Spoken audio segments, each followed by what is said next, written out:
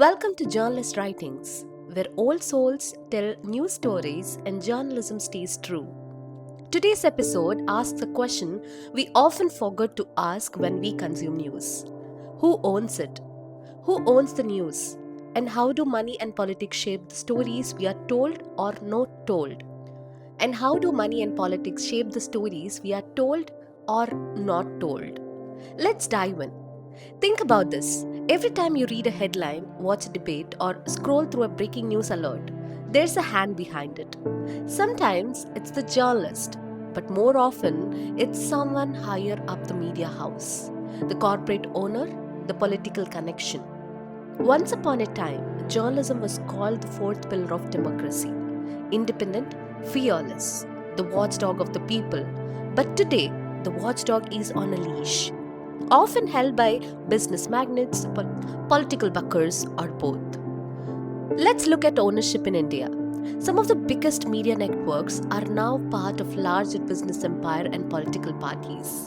Now, the big question is why? Why do corporations and political actors invest in new media? The answer is simple: narrative control. Media isn't just about information, it's about influence.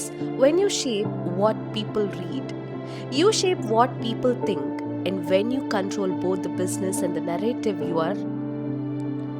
when you control both the business and the narrative, you are not just reporting the news, you are rewriting reality. But here's the danger. When business interests and political affiliations seep into newsrooms, journalism suffers.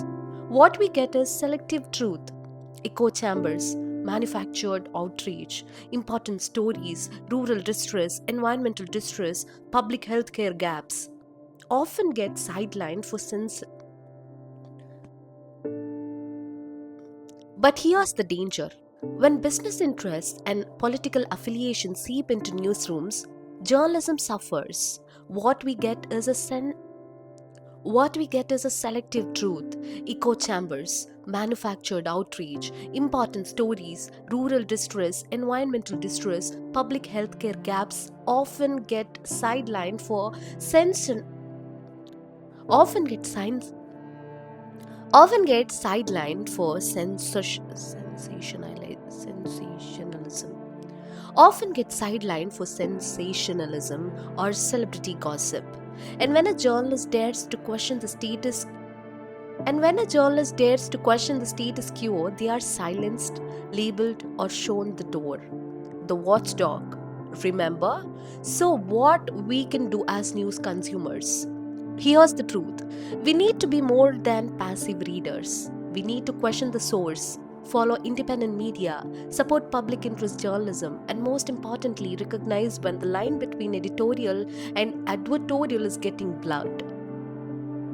The future of journalism depends on our ability to ask uncomfortable questions, and this, who owns the news, might be the most uncomfortable one of all.